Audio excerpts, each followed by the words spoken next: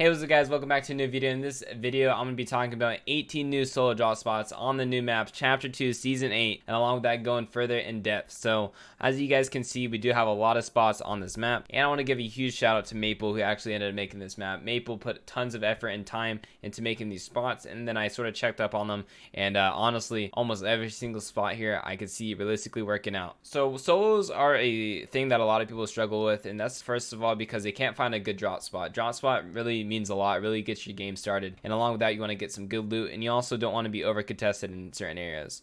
Solos are very important because this is your time to sort of perform as a solo, which will help you find a trio in the future. With solos being one of the most hated game modes, it is the easiest to perform in because a lot of people don't like playing them too much. So I just wanted to make it easier on you guys by sort of talking about the 18 spots that we sort of have laid out here. So the map that we're on right now is called fortnite.gg. Fortnite.gg basically allows us to sort of go into the Fortnite map and be able to see where all the chest spawns are, where all the possible item spawns are. As you can see, you can open up this left side here, and then you get to basically turn what you want on and off. Let's say you care about vending machines. There's a lot of stuff that you can play around along with peppers or whatnot. So this is on fortnite.gg. Again, Maple made it. A link down below for this will be down there, so if you guys want to go check that out yourself, feel free. So to hop into the map itself, there is a couple things that Maple laid out for us, along with the spot number in red, right? So then there's going to be the most optimal loot route in blue. So as you can see, this blue line is going to be the most optimal loot route. And then there is the loot coverage path is yellow. So that's sort of like the box that's around to sort of show what it covers. And then where to land is going to be these yellow marks, right? And then the tips on how to play the spot are in green. All right, let's hop into spot number one. Spot number one is one of the solo spots that Reet actually ended up landing last season and absolutely dominated. And so Reed didn't land up here. He sort of landed on the bridge itself and then ended up rotating over here. But obviously, there's a couple ways to play this spot. You can end up landing on top of the spire and then rotating over because then you can fly. And you also sort of have that high ground to low ground advantage. And you honestly have enough chests right here to do it pretty well. Bridge is really important because of the metal. But let's say you land there, these guys loot this, go over there, and then you can end up looting the rest of the bridge. And sometimes people miss chests, especially in solo spots. People just be landing random spots, so they'd be missing, you know, crucial chests like the one under the bridge right here, and then there is another one in a bush over here. There's also a new IO spot over here that I think might also have a crate. You can see that there is a crate there, so this could be a very popular spot for next season, or for this season I should say, and people are going to be rotating in, so you got to be careful of that. So honestly, there's a couple ways that you could play. Obviously a big wide area, so maybe this is one of the spots that you want to try out for your first couple games and land a safer spot. But if you do get it uncontested as a solo, you're gonna be absolutely stacked. All right, hopping into spot two. This is Shark. So this has been a POI that's been in the game for a while, so that means that people have probably been landing here and are gonna be continuing to land there hopping into this season. So there's a couple ways to loot it. This is probably one of the POIs that you want to land if you want to get 1 or 2 kills off spawn and then go and just play for end game. If that's your playstyle, then feel free to do that. This one sort of shows you where to navigate yourself and what rotating loot you can be aiming for after you're done fight at Shark itself. At Shark, there's a couple things that make it better than other spots, that being there is pepper boxes, which can give you peppers for a good movement, fishing spots, and also shield barrels, which are very useful to lessen the amount of RNG of lack of shield off a spawn. And then he also shows how to get the metal the best is from the shower heads and the like the bottom of the Shark area over here. There's like floors that you can farm for metal. So going into spot 3, this is one of the new crashed alien sites that I can tell you are probably not going to be too contested, as it is a very spread out area and people will not know where to land or how to loot it. So if you guys do master one of these spots, then I can definitely see doing really well. So in this spot, he sort of recommends the player to land towards like the tip of this area, and then you can probably rotate down. So again, going from the high ground to low ground area gives you that area of view and making sure that people aren't around you. Again, this is one of the spots you have to be very aware in knowing your surroundings. You get a lot of brick at these spots, and this sort of leads you towards plane, with the plane being the majority of the metal on this loot path. All right, this is spot number 4. So again, this is one of the spots that I definitely saw people using this and being successful, but again, it is sort of a more contested spot. So basically you land the IO spot and then you rotate into castle here. Most likely they're going to be contested, so again, if you guys do want to get a couple kills off spawn, this could be one of the spots that you land, and then you sort of have a segregated spot that you can't fight because no one else is going to be rotated in from up here, because obviously there's no POI up there. So you can sort of fight here, and then there's really no third party, as Believer usually isn't rotating towards the outer map. All right, hopping in number 5. This is another area very similar to spot number 3, so we don't really need to talk about it too much, but for this one, again, recommended for landing on the high ground and then moving down and just sort of moving on the outskirts, because a lot of people I can assume that are going to be landing here are going to be landing and then sort of being inside the middle early. And if you're looting on the outskirts, you can really assess where the loot is that you can get for yourself, where the opponents are, how stacked they look, and also allowing yourself to give you a disengaged route if you are being pressured and you have bad loot RNG.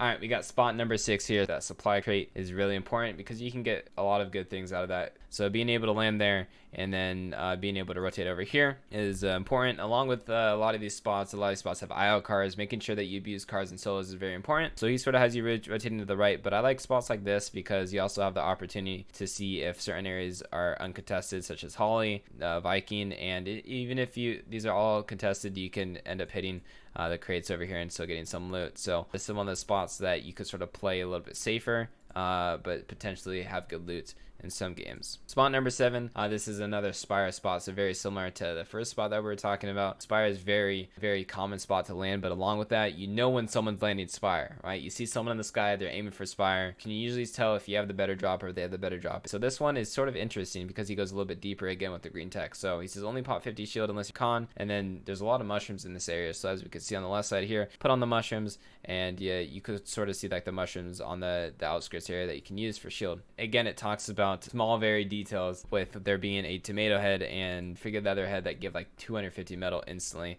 with like 7 swings or something crazy like that. You can also loot the floor here for metal too. Again, a lot of these areas that were written out sort of have a purpose to them, and that's why there's only 18, because it's really hard to get a lot of good purpose solo drop spots that don't involve POIs too much, like these maps that are shown right now. Spot number 8, very wide, which means that there's a lot of different ways to play this. He sort of made this spot bigger than I would have, but again, this is one of the spots that is definitely a really good solo spot, with there being tons of shield around the area, and along with that, fishing is really important. Fishing for the spicy fish out of floppers or whatever the meta may be, so making sure to take advantage of that. So again, he sort of has the spot where you could sort of fight, and then you could sort of rotate towards 2 different ways depending on if you want to fight or if you want to go towards a more or less contested route, I should say. So again, this is one of the spots that has slurp barrels, very important when it comes to lessening the RNG. But again, along with that, people know where slurp barrels are, so they might land towards it just because of the same reasons that you are. So again, he was sort of talking about this one like you could split this drop. So let's say like you want to land here and then you can loot a little bit, right? Or you can land here and you can loot it. Like there's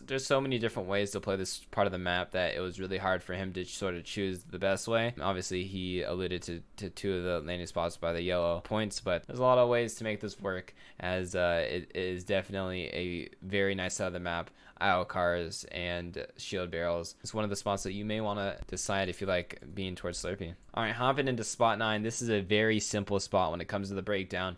So it's going to be a very easy 50-50 here. If you have the better job, you would be beating the person in that situation. And then you're going to be rotating down. This area usually isn't contested. And if it is contested, that means that they usually have bad loot, or they're rotating from here. So if you do hit a fast rotate, you're also going to be going from that high elevation to the low elevation, which again is highlighted in this pretty well. So it's one of the spots that is very simple, has a very bread and butter feel to it, but definitely could still work. Hopping into number 10. This honestly is one of my favorite spots of the new season. It might be one that I maybe even using myself, mainly because of there being this big shield cube that gives max shield within like 10 seconds, if that. Along with that, you can be trading surge and stuff like that, people around you, if it is a stack lobby. So this revolves around a drop on here, or you can drop on the shield itself. There is 4 chests around it, so very similar to the tree spot above Risky. Then you can use a car to rotate down, and then try to keep that car with you. And then when you rotate here, you can go to the bridge and get max metal, and then you'll be set. This is one of the spots that is just very OP. The only thing you got to really worry about is people rotating towards this cube, because the cube is going to be a hot spot because people know that it gives max shield. And then you can just work towards here, shadow away, and then you're basically set for the rest of the game. So spot number 10, probably one of my favorite spots on this map. So hopping into number 11, we're going to be abusing the new mothership. So whenever it comes to something new on the map, people are very awkward at going to that area because they don't understand where chests are, item spawns are, and how to fight in the area, especially with these slipstreams, and knowing where you can build, where you can get fast mats is very, very important. So again, this is very simple. Not too many chests over here, and you got to be careful of the dirty team, but you can get a fast rotate out with those shadow bombs. Very simple, but that's about it for this one. All right, this is one of the spots that this spot is going to be very contested because at the moment of me making this video, we do have that God Og moving through this road. So don't know where it's going to be at by the time that you're watching it, but there is a God Og that you can get from the spot. Got to be careful of this spot being very contested. There's a good IO spot along with this canoe area, and there's just so many chests around this area. Spot number 13, this is the spot that I use for my solo all-star. I landed at this area, and the reason why I landed here is because there aren't pepper spawns at this area, so there's a total of 3 pepper spawns, so kind of nice, and a lot of people don't really know that, so I was able to sort of steal loot without people even recognizing it. And it got a buff with the new IO chest along with the car, so this is a spot that could be very useful for solos, and also puts you automatically in the center of the map, so it doesn't really matter too much when it comes to solos, but definitely won't have to be rotating if that's something that you end up finding yourself caught up in storm a little bit too much. Sometimes this landing center might put yourself in a better position. It said that you can land on either marker. There's slurp barrels at the outpost, which is also very useful, and along with that, very fast mats when it comes to wood, brick, and metal over here. Alrighty, now we're going to spot number 14. This spot is OP, and you'll probably see a lot of people landing here. A team that actually got first in NA West of warm-up landed in this solo spot area, so there is definitely a lot of loot over here, and it gives you that high elevation center map, very similar to the last spot. So it sort of gives you a loot path of 2 spots that you can land to and sort of how you want to be rotating. Very simple, and shout out to the map for just being as useful as it is. Alright, hopping into spot number 15. This has been one of the spots that has been in the game for a while. Along with that, Kanata lands here. He always does well in solo events. So risky is a risky spot, but it does reward people that do land here. And you guys probably do know how it works. He recommends to land here and then rotate out and then end up hitting over here. It's definitely a viable spot. This is another spot that will have around 2 people per game, I'd say. So if you do want to get a couple kills and then it's be set for endgame, there's tons of cars for mobility. A little bit less of metal areas over here, but if you do hop in game and figure out what gives you the fastest amount of metal over here, you will take advantage of that and hopefully do well. Hopping into number 16. So this is the northern houses next to Steamy. This is one of the spots that got affected in the new update. There's sort of like a new box over here. It's the low grav area, so I feel like a lot of people are going to be sort of shying away from this because they don't like fighting in that area, and it sort of makes looting this a little bit awkward. So definitely you want to be staying away from the house when it comes to landing here, landing at this house, and then he recommends to land to there. It's a very simple spot, but definitely have seen success from here. You gotta be careful in what you want to do afterwards. There's a new area over here that is pretty good to rotate to. I feel like Loot Lake may not have it updated, but there's a new area over here that is popping. Hopping into number 17. So again, this is another spot that got updated that a lot of people don't understand. This area right here has 5 layers, right? So it has the top, and it has the floor, and then below it there's 3 more layers. Along with that comes more loot, and I think there's also some shield barrels down there. So there's a lot of loot in that one building. So if you guys like to land at a building, have a better drop, and be able to sit in there, sort of play around in a building, that is the spot to go. And then there is some rotation loot to go towards another IO spot over here. You just gotta be careful of people fighting here, so maybe recommend landing here. And then if you guys hear people fighting, they're gonna be shambles, you go for a third party, bam, you get a kill, and then you're gonna be set going into endgame. Hopping in to the final spot. This is Flopper Island, as I like to call it. Is definitely a very good solo spot. With harpoons being added into the game, you're going to be able to fish really fast and be set on floppers. Slurp fish is definitely one of the spots that you do want to take advantage of if you like playing around fish. You can recycle pads a lot in storm when you have fish. Again, some pointers there just to get max metal at the bridge that is sort of south of it, and farm as much as possible. There's a lot of wood, brick, and just good loot, a lot of fishing opportunities. And that is the 18 spots. If you guys did find this useful, it would mean the world to me to make sure to show love to the boy Maple for sharing this drop map, this beautiful drop map with explanations. Links are going to be down below. Drop a subscribe, turn on post notifications, and like the video. Let me know what you guys want to see next, and hopefully this does help you with Season 8 competitive, and I will see you guys in the next one. Peace out.